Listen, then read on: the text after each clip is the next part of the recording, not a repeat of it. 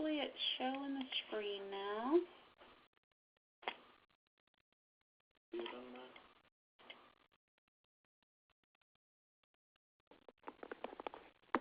Oh.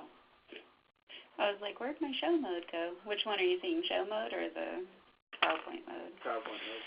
Okay. Got to...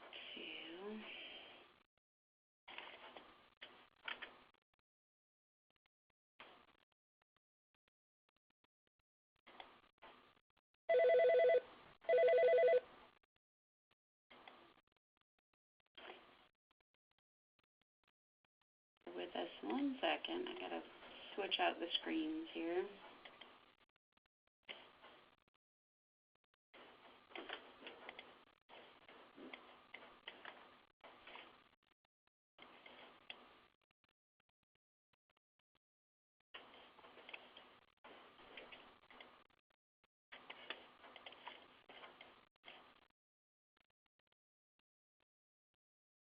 It's weird, it's not letting me choose it. Share desktop.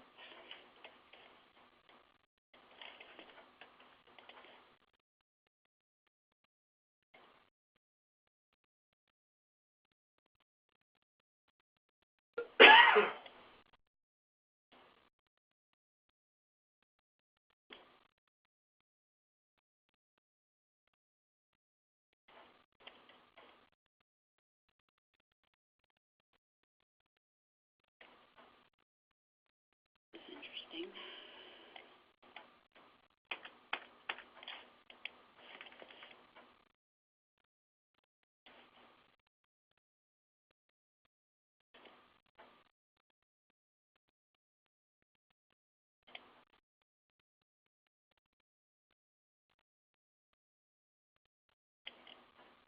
No, I log in and run it off of mine. Switch slides. I think all I have to do is get it to switch to that view, but because it's already in show mode, it's not giving me just the quick view.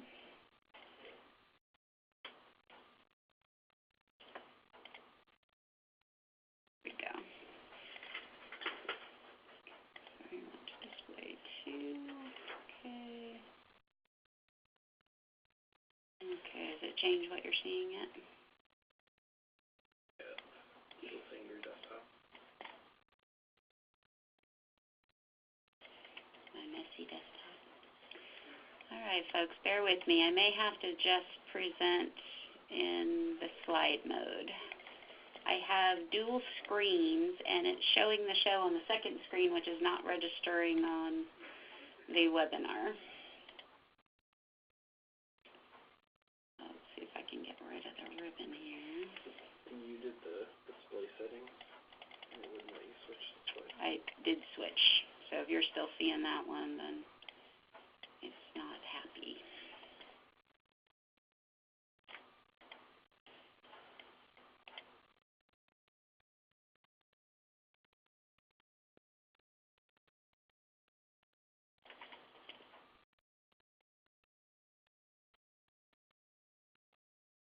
All right, I think we should just go ahead. What do you think? So Rachel, you might be our only person here. Okay. So as Who we else go is along, on the any line? questions that come up, don't hesitate. Are you Okay. able to see the screen, or are you just in on the phone? Yeah. No, I can see the screen. Okay. Okay. So this is the third peer coaching web conference, and on the line we have Carol, and Ben and I are here in the office. And if anybody else comes in, we'll have them introduce themselves, but I was expecting a couple more, but they may not be able to make it. So our agenda, we're going to look at the purpose of this web conference, the trainer requirements, which you've already seen, and then focus particularly on the topic of dealing with Native elders in the crisis response training session. Is this something that you're going to be dealing with, Rachel? Yes. Okay, so it's relevant to you then. Okay, so the purpose of today's web conference, we're going to be doing several of the peer coaching webinars, and there is a requirement if you're going to be doing the training that you attend 4 of these 1-hour webinars. It's basically just to support the use of the existing curriculum and also to keep us aware of anything that you might be using in addition to the curriculum that we may want to integrate, or if you test out something and you think it works or doesn't work for your audience, and then we can get feedback from you on how to update the curriculum. Okay. So since we've seen you last, we've gone through our own major crisis up here in Northern California, and now you guys are dealing with fires down your direction as well. So it gave us a couple of new perspectives on some of the crisis response, and we have some additions that we're going to make to the curriculum, hopefully before our January meeting. One of those deals directly with the elders, and we'll get to that when we get to that area in the PowerPoint. But you'll probably hear it from my voice. We're integrating our own trauma now into this crisis response curriculum. It feels a different sort of relevance, you know. You probably have had to deal with that for a long time. So the next slide are the trainer requirements. Like I said, there's 4 of these coaching webinars. In addition to that, the trainers, we ask them to enter an MOU, so it details out what our expectations are and what we hope that they can do when they present this curriculum, what sort of information that we'll ask them for in terms of follow-up, which is essentially those perspectives on what worked, what didn't work, where you may have used the curriculum, and audiences that you used it with, so that we can decide where we should be fleshing out different areas in the curriculum that are still growing as we move along. We have a TA assistance. There are different tasks that we can help. So if everything from helping develop the flyer, distributing it, doing the registration for you, getting the materials printed into you. That's just a short list. There's a longer list towards the end of the presentation. We can do 8 hours for each program. That's just our requirement through the grant, so if you need more than that, don't worry. Deliver a training session in your community by March 31st, 2018. That time's slowly creeping up on us. And then documenting your hours so that we understand what it takes for you to be able to deliver this. Is it very intensive in terms of trying to plan for the event and then actually delivering the event? So those are all things that are helpful for us to know, so that when we start distributing the curriculum with sort of a trainer section within it, that we have it as detailed as possible so nobody's surprised. Since we've seen you last, we've put the Tribal Crisis Response Training online. It really is the curriculum there. The PowerPoint is there. There is the addition of the video that came from Tuolumne, and then we keep adding more online resources into that online training course. It's a Moodle format, and to get the credentials to log in, you just need to email us if you haven't already done so. The website to access it is listed there at the top, is nijcservices.org/NIJC room. And the 2 graphics that you see in the bottom, step 1 is just the login screen, and then once you log in, you'll get a list of courses that are available. And we have included a few other courses in there, such as the distance learning tips, in case this is new to anybody to use this. And this can be particularly helpful for those folks who are working with audiences, including elders and even young people who want to know how to access this online course and other online courses. You know, why do online? What's the benefit of online? And to assist them with the Moodle platform. Okay. The materials that are located on that course are listed here. There's a social forum. We haven't organized a class yet where we put everybody on at once. Right now it's really about getting it tested with individual users, and the peer coaches are really a fundamental part of that group because they'll have a little bit more experience with the curriculum. We'll be able to look at what we've included and see if there's any problems with it. And the full curriculum is there and the materials to support it. So you could technically run a course using the online system. You would be able to pull up the manual and all of the PowerPoint materials and run it straight from there. There is a training checklist that's located in there to support the trainers and anything that they may need prior to and while doing the course. So it's just sort of a reminder list of the things to look for.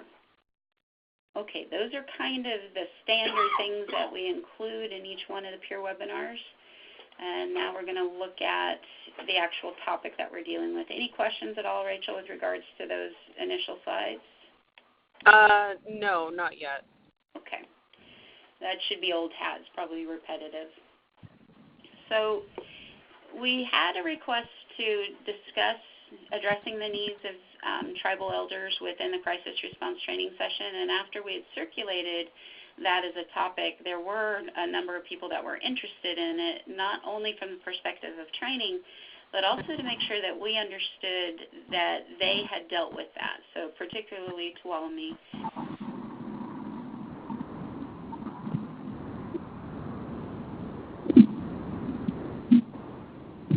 And so one of the things that we looked at was that you really need to make sure that the elders understand that this training is going to happen and that it is focusing on crisis response.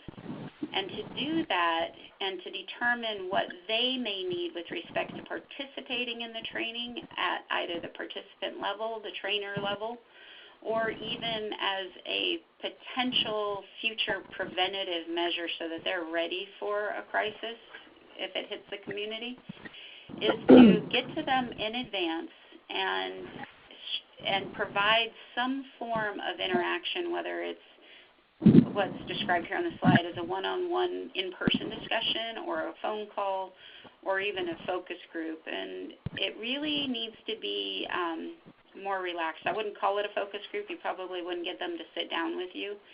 But go to where they are if there is a group of them. And essentially, that's when you announce that this is a training session that you would like them to participate in and start asking about what they've already been through. And that's kind of the key with this, is that you really do need to figure out what level of trauma they may have already had to deal with regards to crisis response and how that may shape their interaction. There are a number of people who have been through the crisis and have layers of trauma that they've dealt with, who may decide that because they've been through it that they're not suitable trainers, and you may have to talk them into the concept that they are the best suited to help flesh out the discussion or even lead the discussion. They may be a little hesitant to join. So there are some sample questions here. I will put it to you this way. They're generic or general questions that we hope that you'll shape when you're engaging in the discussion. So what we recommend is that you keep the discussion limited 10 to 20 minutes, knowing in advance that you're going to essentially announce that you're going to do a training session and what the content of that training session will focus on. But then when you turn to the elders themselves, you definitely want to know how to reach them in the future and which tribal affiliation that they are associated with. Just because they're living in one tribal community doesn't necessarily mean that they're from that tribal community. And the other big issue that we face sometimes, especially among elders, is that there could be some tension with respect to the elders and their interpretation of cultural matters within the community, whether that's language, and they may differ on pronunciation of some words. That can sometimes cause a rift between them, whether it's cultural, ceremonial practices, time, place, where those things occur. Don't be surprised if you find that there's some of the folks who say, well, if that person's participating, I'm not going to participate. We're really good at having long-term grudges sometimes. So the next thing is to get them focused on what's happened or what may happen if a crisis event occurs, and figure out where they have their priorities. So are they concerned about family, community, or themselves, one more than the other, all equally? And from here, and this is why I say it's a little general, you want to be able to get them to tell you what their perspective on those terms are. So what do they mean when you say, are you concerned about family versus community? What's that mean to them? In some instances, the community could be just the governmental offices, the people in those offices. It could be cultural areas. It could be cultural items. And that's one of the things that we found up here in the fires. This is an example that will sort of kind of give you an idea of where we're coming from on this. Is up here, because it is in the middle of Santa Rosa, there were a lot of resources available, and they landed immediately. FEMA, Cal OES, all of the charity providers, and they were organized very quickly. In terms of where NIJC and the California Indian Museum were concerned, we were helping direct people to those resources if they didn't already know about them. We didn't really think that there needed to be a separate tribal resource center until we started getting calls from people who had lost their baskets. They had their baby baskets in a collection in their home. And it wasn't something that they could take to FEMA and Cal OES. It wasn't something that was understood. And how do you address those types of issues? And so we kind of followed our own advice here. We talked to the families that had lost cultural items, regalia, baskets, recordings, pictures, paintings, a lot of things that wouldn't have had a great deal of value to an insurance company. And because they were gone, even though the baskets may have been of great value, there was no way to prove it. Even pictures couldn't tell you how old they were, but they certainly weren't getting to the emotional connection. And so as we went through, we realized that there were kind of a wedge here, an area within this crisis response that wasn't being addressed that we needed to fill in the gap for. And so once we could identify how many people were actually dealing with those issues, we started setting up activities that were everything from cultural monitoring of the homes that were burned down, which allowed for people to go in, and if there was anything left, for cultural monitors to identify it and be able to document it and share that documentation with the owner of the property, which is unusual to have people do that on a private site, all the way to some basket weaving classes with some experts so that people could get back in touch with the production of a basket, as well as contact a community member who knew how to weave it and maybe arrange to have that basket replaced with a new one. And that's no small feat, because there are few basket weavers that can do that kind of work, much less who are willing to do it for a reduced fee or any fee. So if you had asked somebody beforehand what especially an urban Indian population, what they felt about the community, they would have separated that out from the individual concerns that they may have had about personal property within their own home. When you collectively put all these people together and realize how many things were lost that were items that represented the culture of the community, you realize that that was an impact to the community that the tribe probably didn't know about until we were able to get everybody to respond to the needs assessment. So some of these things will grow on their own once they're defined, and you may have to ask people questions about what they may have as an individual or a family that represents the community that really should have additional care or concern in a crisis event. Any questions or discussion there, Rachel, or anybody else? No, I think it's just kind of waiting to hear from each of the community members to see, what items would be important to them like that. So.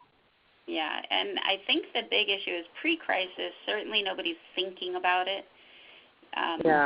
Like losing everything. Nobody's going to think that you're just going to absolutely lose everything. But I think if you tell somebody, so as part of a crisis preparation, you had to go in and you had to do video documentation of everything that you would want to make sure you had inventoried and you could place a value on what would be the most important things if you couldn't take them with you. What would you want to document? Sometimes that gets to those items. And, of course, a lot of people say pictures, and then if you do a video of a picture, you might be able to replace the picture. But what could you possibly lose that could not be replaced? And that definitely gets to that level.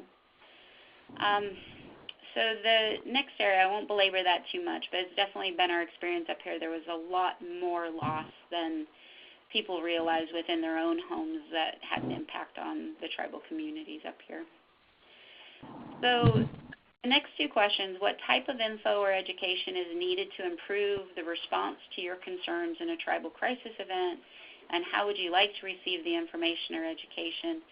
There's no way to sort of gauge what those responses will be, but of course there's going to be people who will never believe that they could possibly lose everything. So what do you need to do to get those things protected in the best possible way? And then how would you like to receive the information or education? We should say consistently and long term, because a lot of this information needs time to settle in, and you may need to deliver consistent educational messages, even if it is to announce that you may have a new resource or that there is somebody available to come in and do video documentation of items if you want to have that done. And especially with community members who are older, they may have family members who can do this, but they may not know what to ask them to do. And in some of our communities, the elders may be very concerned about showing any of these items to anybody, including young family members. It may be part of the safety aspect to it is to basically keep it very secret. And, that can range from things that have monetary value that they're afraid that somebody might steal and sell. And so, how do you do an inventory, keep it secret, make sure that somebody within the family knows where to find it in case they need to come in and help them evacuate, or how to bring that to the attention of somebody who might be helping them to replace it. So having sort of a centralized location within the family or within the community to store those kinds of inventories is a good idea, and that will help them to think about who in their family they may want to invite to not only participate in the training with them so that they get the same information, but also who they'll work with later. Okay, so after having that sort of outreach to a group of elders and keeping the questions limited so that you can actually identify common concerns is important. If you throw too many questions out there, there could be too many things to address. So you want to leave room for them to create their own responses that may be to their own questions, if that makes sense. You have a handful of questions, they may say, what about this? And then you can add it so it doesn't go too far or become too much to manage in terms of data. And then once you have that, if you can get that, that's where we would ask you to pay particular note to anything that we can adjust in the curriculum. Maybe they came up with a new area of concern, and that's something that we can add as a layer to the curriculum. Okay, now let's hope that you have this is for a face-to-face training or a classroom training, and they have arrived.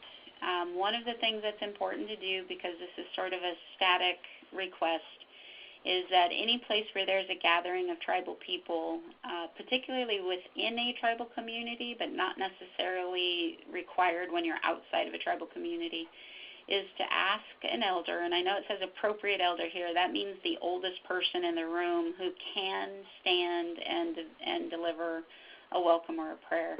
And we would suggest that you just ask that person if they would like to provide a welcome or prayer, or if you should ask anybody else in the room. They may pass you off to somebody that they know does that frequently. So the person that you're looking for is usually the older person in the room, the person who is willing to do this. You don't have to lock them into a prayer. You can ask them just to do a welcome. It's a combination of concepts. There's some tribal people who think that you really have to be super old and super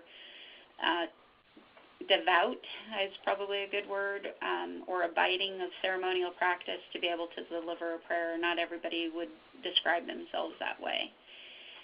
So if you are in a group of people and you have a mixed group, say it's not just elders, but you have non-elders in the room as well, then some of the ways to get the elder to engage is you can ask them if there's anything that they want to focus on if you are delivering a particular topic. And then as you go along, just invite them to make any comments.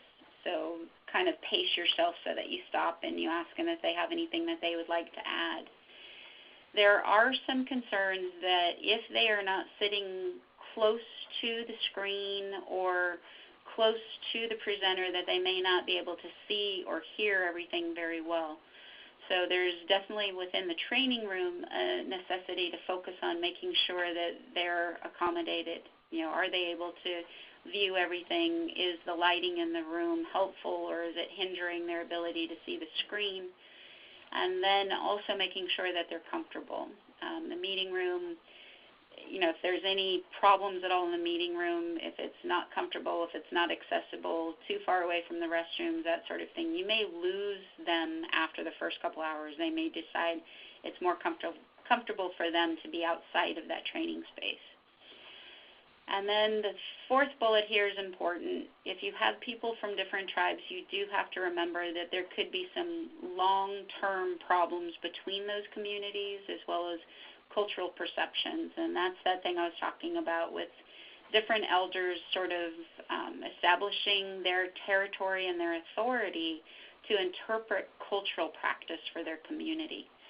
And so whenever it comes up, and it comes up not frequently, but it's not uncommon to hear somebody say, well, that's not how we do it, or that's not the way that we interpret it, just to establish their boundaries between one another, then I often will address it as, we'll in this training room, there may be multiple perspectives, and we'll do our best to make sure that everybody gets a chance to represent their perspectives. But how does that translate into dealing with a crisis? And so they may have different perspectives that say that if something is damaged in terms of cultural resources, that it is then repatriated. Ceremonial practices, there could be a number of ways that you can turn what may be a squabble into a discussion about what you do next if something occurs in their community. The plain language thing is important. It's not because elders can't or don't have the capacity to understand. It is that they may contrast the presenter's language with the way that they speak. So if you're using the acronyms, if you're using any technical or in our case legal language, always go back and make sure that people understand what that is. And I do it myself quite often. I'll realize when I'm looking at somebody that I've just said something that doesn't look like they understand it, or it doesn't have that spark in their eye where you know that they're still on track with you. And so, if you use the language or the jargon or the acronyms, it's fine. Just make sure that everybody's on the same plane with you. The larger text and less text in PowerPoints is important. Make sure that the concepts are spelled out, but elders will often have more engagement with the presenter who's talking to them than with the PowerPoint screen. Use storytelling and graphics. It's always a good way to get people to get more integrated into what's going on the screen if you have videos or if you have something that's a graphic that interprets the language. And these are two areas that work with all tribal people. We're kind of hardwired for storytelling and graphic interpretation, as opposed to reading things on the screen or even reading text in the book. There's sort of a preference for, let's say, the movie version or the gaming version to make sure that people sort of get it integrated into their sort of everyday understanding of how that discussion is going. Not sure I'm explaining that very well. I'm using my hands if you can't see my hands. But the idea is to make it personal and to make it about the people who are in the room. So inviting them to tell their own stories is another way to get that to work. The Be Interactive is probably more important than reading through things and walking through the curriculum, making sure that they have their chance to ask questions about their own lives. And then once you do that, while it may feel like you're getting off track a little bit, getting too involved in a single individual's questions or concerns, it does give other people a chance to chime in and provide feedback. And then last but not least, if you're dealing with tribal people, you'll want to have some access to refreshments. In this particular contract, we're not allowed to do that. So you may want to have the community that you're having the meeting in ask them if they would be willing to provide that for free, or even ask people to bring refreshments. But if you can't do that, always hold the meeting in a place where they can find the refreshments, or if that's not possible, invite them to bring their own, refreshments for the break. And I know that sounds funny, but Indians expect to find food where they're going.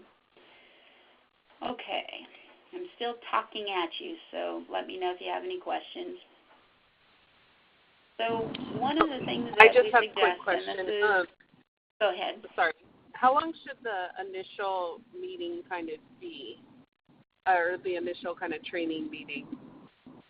So I would say probably 2 to 2.5 hours, depending on what your topic is.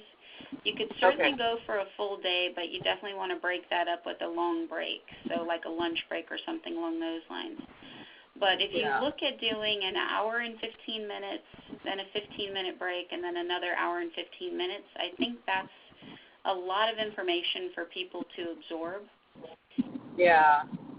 It could be something that you ask them too in your initial outreach, which is, here's the outline and the time frame that we're looking at. Number one, can they afford that time? And number two, are they willing to sit that long?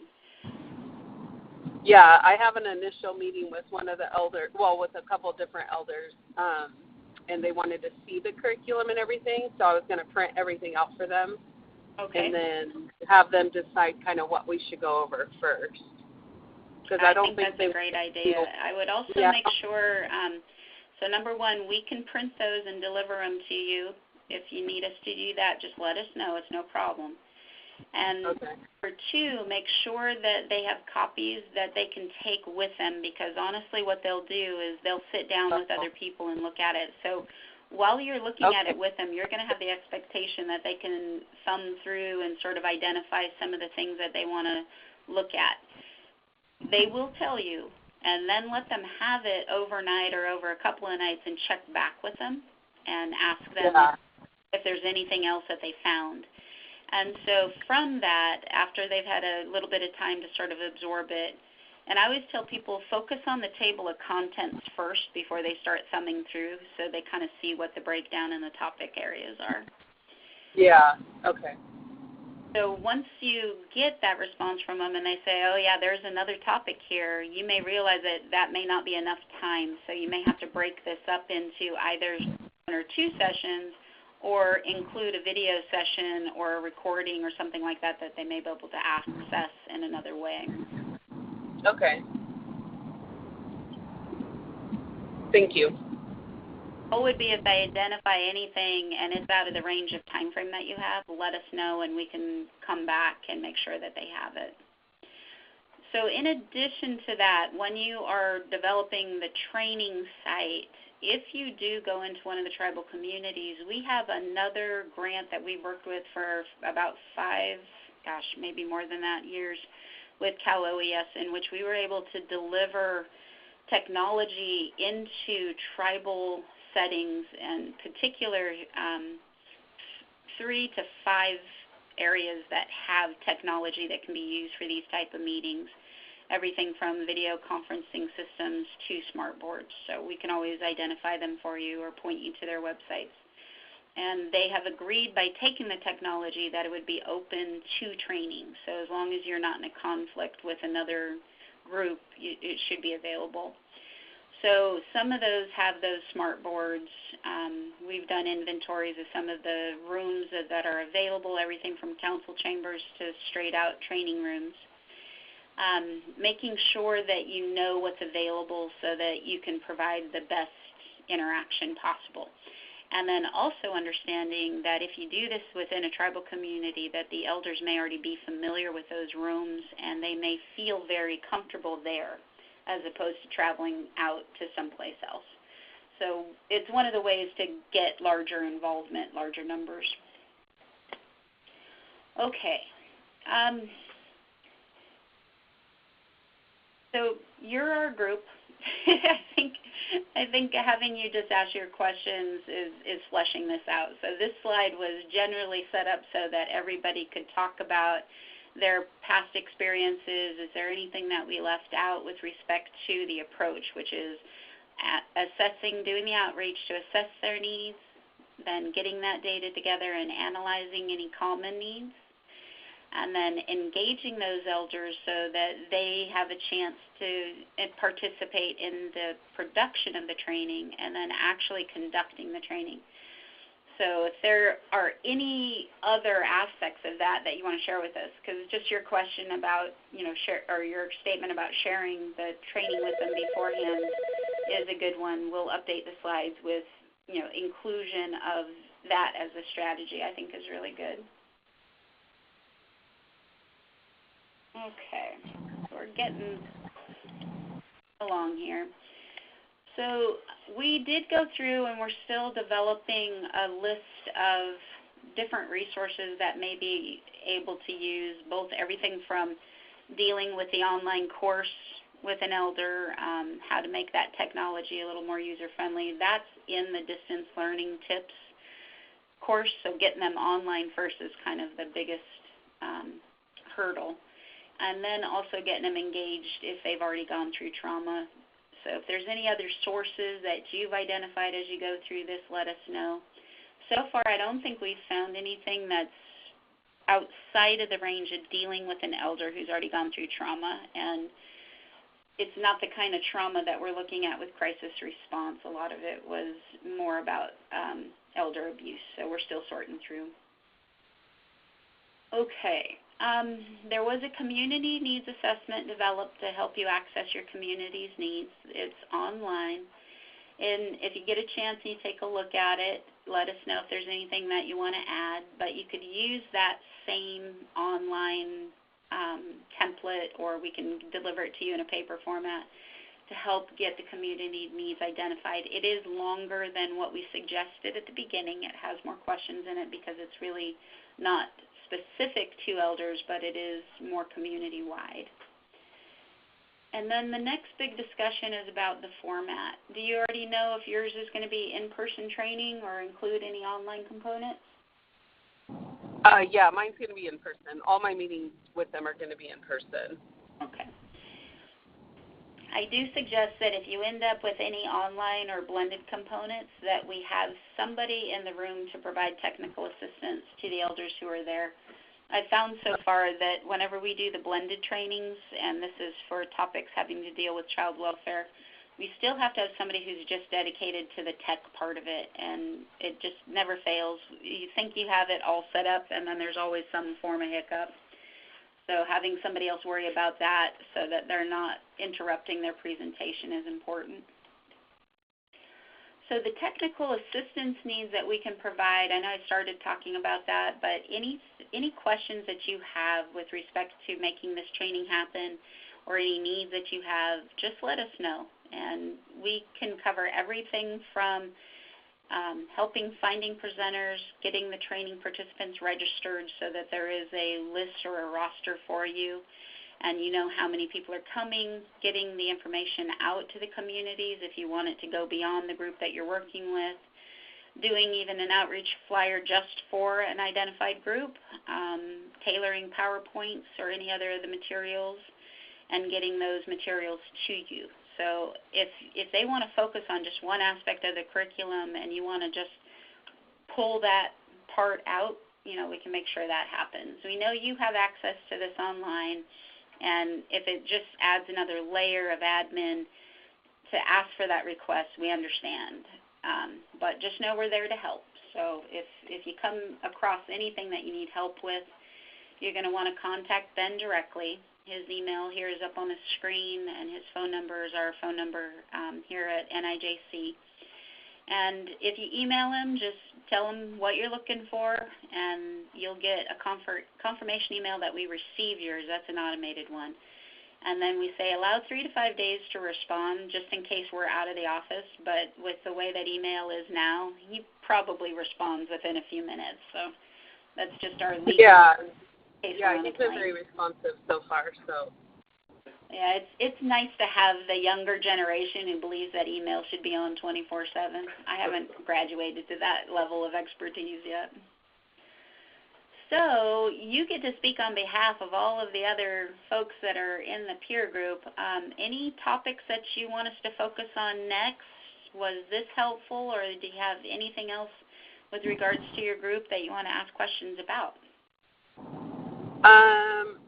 No, I think, I'm going to meet with a couple of the elders next week.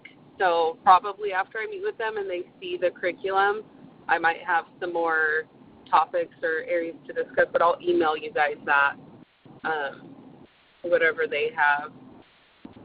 And Ben sent me some information, too, that I'm going to be presenting to them. He got like an elder or somebody to record something for the training, so I think that's going to be helpful. I think that is in the works. It's going to be the lady from Tuolumne that you met at the Sacramento session. Oh, okay, yeah. So we have their DVD that is online, and I think that would be a great tool to use with a group of elders so that they can see elders as we're actively involved in crisis response. Yeah. Okay. We have not been able to pin her down just yet for an interview. She's agreed to do it, but we have to find a time where we can get her on the phone and use the equipment to record her. Okay. So if you have questions that you want her to respond to, definitely send us those, and hopefully we'll get this done in time for your session. Okay. Okay, so the only other request that we have in the last couple of slides here about documenting that time, and you've already put in enough time, even if it's not documenting it down to the hour, if you can give us a sense of what it took in terms of time and activity to get you where you are to set up the meeting and then actually conduct the meeting, we'd love to see it and include it as sort of an example of a time frame for the other presenters to use as they're putting their trainings together. So as you get to that point, just let us know. And it doesn't have to be a timesheet, although there's one that we can provide you. We're really looking at if there is a planning time frame, if there's curriculum revision time frame, the outreach that you're already doing, and then any technical assistance requests, and then the actual setup and delivery of the training. So the timesheet only helps to sort of isolate out those areas. Okay. Okay, and the last slide, our next crisis response general training is going to be at the end of January in Oroville, and we have another one that's going to be set up, but we don't have a date and location for it yet. The next peer coaching webinar that'll come up will be the fourth one, and we're looking at the week of January 15th, but the date hasn't been finalized, so we'll get that email out to you. So thank you, Rachel. I appreciate you participating, and if anything comes up, just email it to us, okay? Okay, I will. Thank you guys so much. Bye-bye. Bye.